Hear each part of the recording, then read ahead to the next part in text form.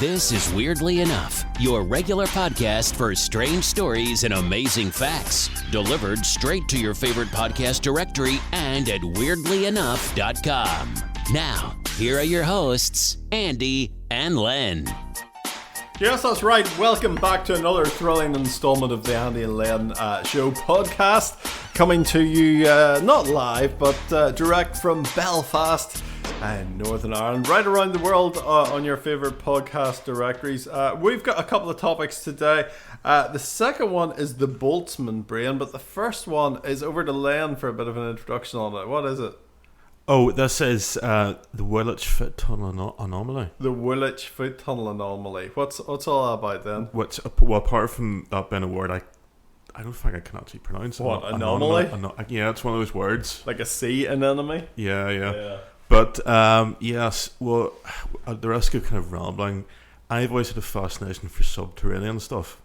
Yes. Often military, but anything, there's probably some weird Freudian explanation for it. I wouldn't really worry about that. It's probably not something we really want to go into in a podcast that's for family audience.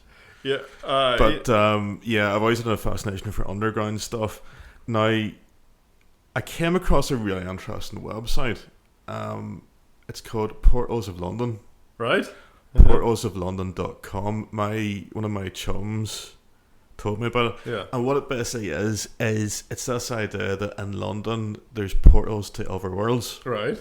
So it's to do with, have you ever heard of psychogeography?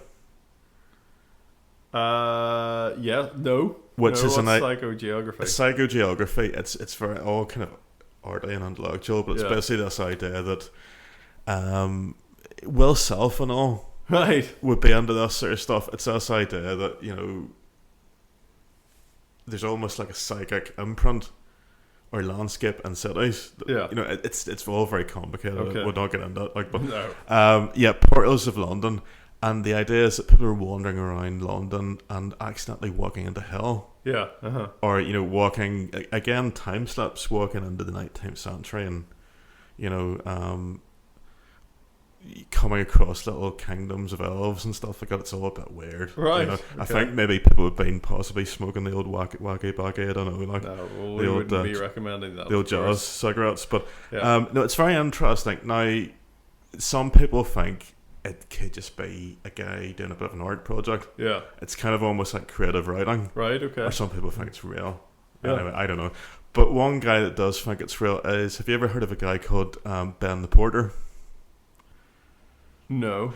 Ben the Porter he's a big deal on YouTube and the whole kind of conspiracy stroke UFO kind of side of things. Now, he's a former NHS porter. Right, okay. Who has a blog called Hapanwa. Called what? It's like an acronym. Right. It stands for Hospital Porters Against the New World Order. Yeah.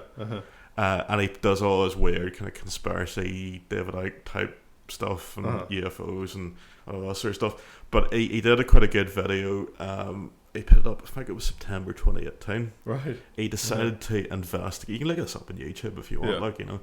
But he decided to investigate the whole thing around the Woolwich foot tunnel because he came across this website, the Portals of London. So what was strange about the Woolwich foot tunnel? Well, the foot tunnel, now I'll give you some stats just to kind of get you a bit of an idea of it.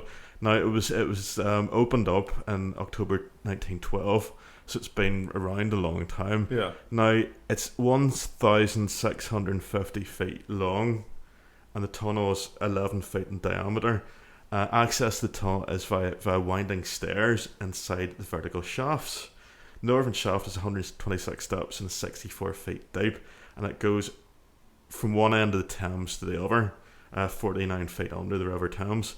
Now, whenever it's been on the go since 1912, there's no issue, nothing. Yeah. It was just it's a foot tunnel, like, you know, it's very, you know, I mean, you get a few sort of dodgy characters maybe hanging around mooching about, you know, but there's not any real issues, like, you know.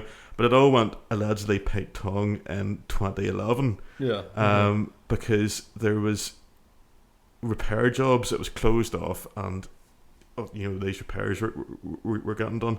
But strange things started to happen. There's an account of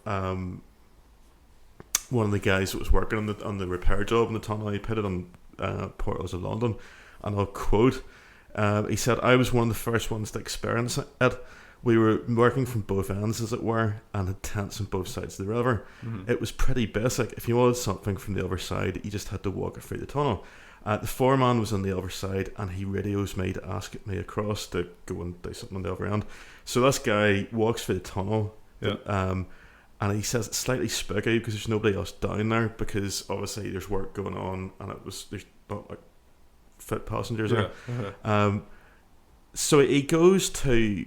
It takes a wee while. I think it normally takes about 10 minutes or so, just over 10 minutes to sort of walk distance. So he walks along for 10 minutes, pops up, and he says to the foreman, "Right, I'm here." And the foreman just goes wide. Right. He's like, "What?" Yeah. Kind of semi freaks out and jumps. And he said, this guy, the worker that's doing this wee blog, he says, "Well, what happened? Are you okay? Like, yes. you don't you sound about jump either." Yeah. And the guy says, "But I only radioed you 30 seconds ago. Right. How did you get across? Were you there already?" Yeah. It's like, "No, I've been walked from the other side of the river." Yeah. So it was almost like a semi-argument, because Yeah. the foreman kind of got a bit annoyed with him. He says, like, "Is this some sort of prank? Because it's not really very funny. We've got a serious job, you know." Serious job here. So the same thing happened. He says, like, "Go back the other end, and there's work down the other end. So whenever you get to the other end, radio me to let you know the other end again." Yeah. 30 seconds later, from the foreman's point of view, Right. he says, "Oh, I'm the other end." Yeah. It's like, "What do you mean you're at the other end? Yeah. You've only just left." So this went on, and loads of people who were working the job started experiencing the same thing. Right. And it got very, very weird, because time started to distort. People would go down the tunnel for what they thought was hours, Yeah. and only a few minutes would go past. Right. So that could be rather annoying if you're signing up for an 8-hour day, and you go down, you think, well, that's the end of it, and then you come back up and they say, "No, you've only been down there for 10 minutes. well, yeah, You're back to work. Yeah, You're there for 3 weeks." It caused merry hell with overtime and timesheets and stuff like that. He says people started experimenting. Some of the guys camped out in there to see how long they could. 3 days and nights was the longest, and yet they still came back at the same moment they left. And it freaked the site manager out, because he was having a nightmare with the timetables. Yeah. Apparently. Biggest problem, he says, was making sure that if anyone from head office came down, it wouldn't look like he was sending people home 10 minutes after they logged on. Yeah. So yes. Peter, he was this Bulgarian guy that was working with them. Yeah. He said he thought of a little experiment. So one morning, before anybody else went down the tunnel, he tied a long rope round his waist, and he handed the other end to some of the other guys. He set off down the tunnel, and then one of the other guys followed him down as far as the bottom of the stairs, and then stopped and watched him walk down the tunnel. Yeah. And he says, "Don't put your foot off the stairs, don't step in the tunnel." So this guy's watching the Bulgarian guy, and he's got something in his pocket, a secret signal from when he's across the river when he gets to the surface. When the others say he's surfaced, they're supposed to shout at the guy that's routing us and pull on the rope. Yeah. So he's kneeling down and craning his head down so he can watch the Bulgarian walk around the curve, because there's like a little curve as you go along. It's not completely straight. And he says he's just about to round the curve out of sight. It hasn't been long, just a minute or so, round the same time it took us to walk down the steps. So this guy felt the rope round him tighten, and then the lads were sent ways across waving a red flag. Right. And then But he could still see him. Yeah. And then he stops, turned round, and he's looking at me. He said his hand slowly reaches into his big jacket pocket and pulls out the edge of this large red flag. The look on his face apparently haunted him. He says nobody's that good an actor. He said his face was just showed complete fear.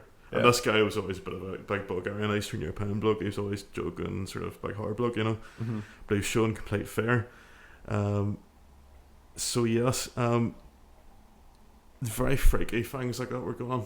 But the weird thing is, this didn't continue after the tunnel was repaired, did it? Well, yeah, the tunnel apparently was reopened in early 2012, and since then, no time discrepancies have been reported since that date. Ben the Porter, in his YouTube video that he did, I think he went down in September 2018. Yeah. And he did an experiment, and it's all on YouTube, Right. but nothing happened. Yeah. A few kids sort of managed him on bikes, and that was about it. So yeah, I don't know. It's an interesting. I don't know. Say, to be honest, I think it's a lot of cobblers, to be honest. Yeah. But I think what it's the site porters of London is probably interesting from the point of view of fiction. There's a big thing on the internet now. People talk about collaborative fiction, Yeah. where people send in their own little stories, and it becomes, you can almost create like a kind of little kind of myth. Yeah. You know, almost like H.P. Lovecraft and his chums created the myth, the Necronomicon. Yeah. You know, and even when he died, people kept writing their wee stories that created this whole kind of mad world. So it's, I mean, I don't think, to be honest, you know, there is any reality of it. You know, I think it'd be nice if there was. Yes. But I don't think there is. Yeah. But I think it's more interesting. Portals of London is interesting from the point of view of it's almost a new form of kind of collaborative project people are doing, like, you know. But yeah, a really interesting website, portalsoflondon.com. It is. If you want to go and have a look at that, very good. You could probably do a podcast just on that, just, you know, roads to hell and all that sort of roads stuff. to hell or paved with good intentions. Yeah. I want to cover another thing, and this has been all the way through lockdown. This has kind of been melting my head a bit. It's called Boltzmann brains. Have you ever heard of a Boltzmann brain? No, what's that? Well, do you ever wonder, is everything that you're experiencing in life just a dream? Is it all just part of the matrix? Is it all just, you know, what is it they call it?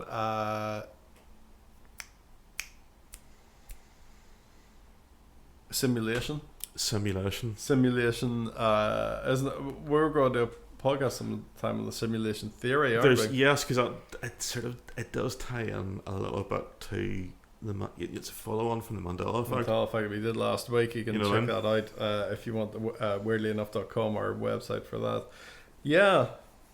Well, you know the theory: an infinite number of monkeys with an infinite number of typewriters and an infinite amount of time would be able to write the complete works of Shakespeare. Is that true, or is that can't be true? Well, somebody set up a simulation of this, another simulation, but it was a simulation of this on the internet, and they had all these like virtual monkeys typing, and they would maybe do one word or the first three words, and it would take 300, 400 years. Are you winding me up? Is that a thing? Do people have like virtual monkeys like tapping away? Yeah, virtual. I don't know what it's called. Virtual Shakespeare monkey generator.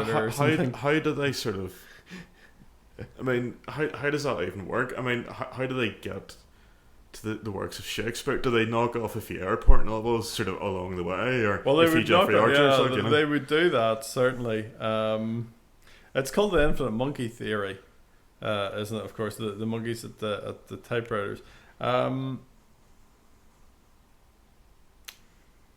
there's a story here actually from 2011 that monkeys doing it online on a simulator created 99% of Shakespeare's work. So it's just the randomness of it. Throw enough whatever at the wall, and eventually some of it's going to stick. It's going to be the right thing. Anyway, getting back to what I was talking about earlier and the Boltzmann brain. I'm trying to open up my notes here. Where have I gone? It's a physics thought experiment, and it's named after a guy called Ludwig Boltzmann. He didn't come up with the theory, but he came up with a theory in the 19th century, which was his way of trying to explain the low entropy state of the universe.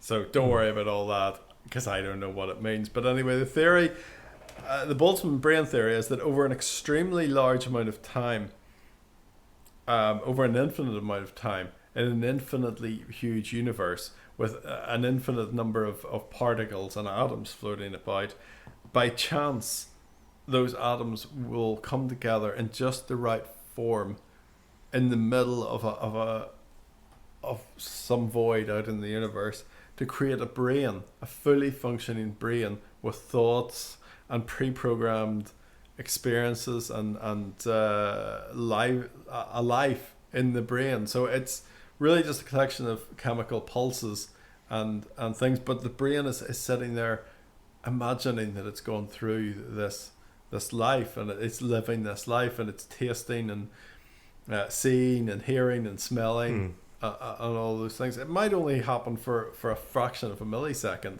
that all these atoms come together, but because time kind of blends and merges and changes, it could seem to the brain that it's lived an entire life. That's fascinating.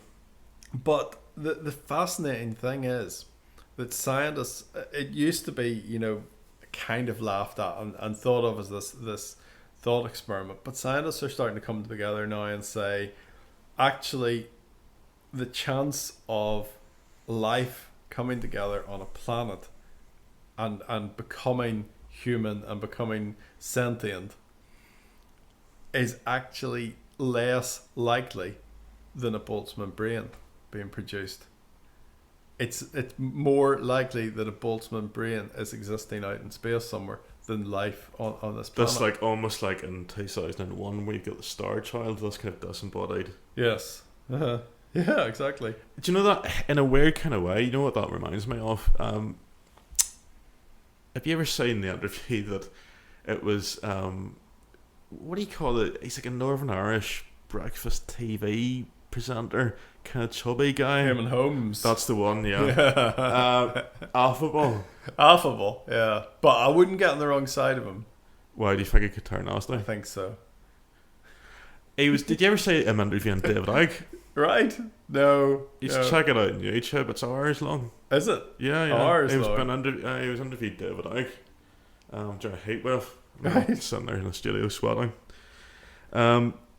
But David Icke always says this thing. He always says, we are merely infinite energy, having a physical experience. And your man, Eamon Holmes, he didn't really know what to make of this. He was a bit sort of like, come off with David, Yeah. And David Icke said something that got me thinking. He says, well, you see that chair that you're sitting on at the moment? Is that solid? And your man was like, well, of course it is. He says, well, no, it's not. Right. He says, if you basic GCSE O level, like science, says it's just like little atoms. Atoms, yeah. All at a certain vibration together, yeah. So nothing's actually solid. Right. So it was like, think about it. So yeah, maybe that ties into boats. We're all just infinite energy. Yeah.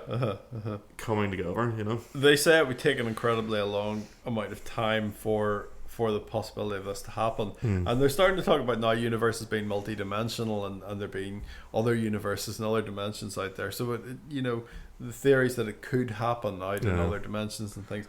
But they say it would take 10 to the power 53 years for this to happen. Now I think that's a 10 with 53 zeros at the end of it. So there isn't even a word for that. The Earth or the universe has been around for what they think is 14 billion years. So it's 14 and 7 zeros behind it. This is 53 zeros. So it's an incredible amount of time. But if you're a Boltzmann brain, maybe your Boltzmann brain is thinking that the universe is only 14 million years or billion years old. Maybe it's only telling you that. And maybe it's actually not. You see, do you know what my kind of take on things these days is? Question everything. Yes. Because, one thing that again, this is future, maybe fodder for a podcast. You get these ideas all the time. But this idea that the timeline's been messed up of history. Right. Because there was a Russian guy that came up with this idea that we're actually living in the 18th century. Because there's a lot of people that say the Middle Ages didn't exist. That didn't happen, And it was, it's like, how do we actually know, we're living in such because it's an artificial, the idea that we're in 2020 is an artificial concept anyway. If you were Jewish or Islamic or whatever, they have their own years. This is just AD, you know what I mean? So it's the idea that the timeline was kind of messed around with at some point. That's quite an interesting idea. The anomaly of the tunnel, that was interesting. That was time being bent, and then the brain sitting out in space somewhere, you know. Well, I blew somebody's mind the other day. I don't know if it's good. I think people are starting to think I'm a nutcase. Maybe I am a nutcase, but Well, you think this podcast? well, this is it. Yeah, it's our little folly. Yeah. But I said this, guys, and this is tricky because I heard it in Radio 4 one time. Apparently, it was maybe the Infinite Monkey killed Jotty one time. Yeah. I'm not really keen on your man that used to be in D-Rhyme. He's a bit sort of... It's an infinite number of monkeys, isn't it? Typing the typewriters, that's yeah. where that comes from, the name Yeah. Infinite Monkey Cage, but yeah. But anyway, apparently, colour perception is like fingerprints. No two people perceive colour the same way. Yeah, well, I've often thought about that. I've often thought, do people hear sounds the same? Do people smell smells the same? You know, because we all know what like freshly baked bread smells like, but then maybe there's some people out there that think it smells like dog poo. You know? Do you know what kind of always freaks me out? And this is the thing, you see when you're doing all this podcasting, you notice your voice. Right. Because you see my voice when that's not what I'm hearing in my head. Oh no, yeah. Do you, yeah. Yes, to a point, yeah. Because I don't know if it's the distortion, but my voice sounds quite deep on that. What distortion? This Right. is professional equipment. Would you agree that objectively, right, my voice sounds quite deep in the recording? But it does in real life too. And do you know what I see in my head? It doesn't. Yeah. I've got like, and because I noticed this during the course of puberty, Right.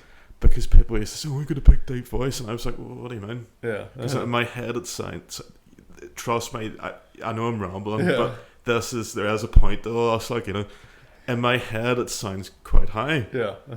but it's always a shock because you know it sounds deeper and when it's recorded, Yeah. and that's perception. You know, it's like perception of color, perception of hearing stuff. Yeah. You know, I don't know if it's a psychological or physical thing why that happens to people. You know, interestingly. Very interesting. Two topics. If you're touched by what we've discussed today, get in touch. Studio podcast. It's not studio at, it's podcast at weirdlyenough.com. We're all over social media as well. Search for us on Facebook or Twitter. Do subscribe if you like the podcast. Like it, leave a positive review. We'd really appreciate that. Thanks for listening. We'll be back again, hopefully, fingers crossed, next week. Unless lockdown happens again, of course. Thanks for listening to Weirdly Enough. Remember to subscribe to get the latest edition as soon as it drops. And don't forget to leave a review. Email us about anything we've discussed or with your own weird tale at podcast@weirdlyenough.com.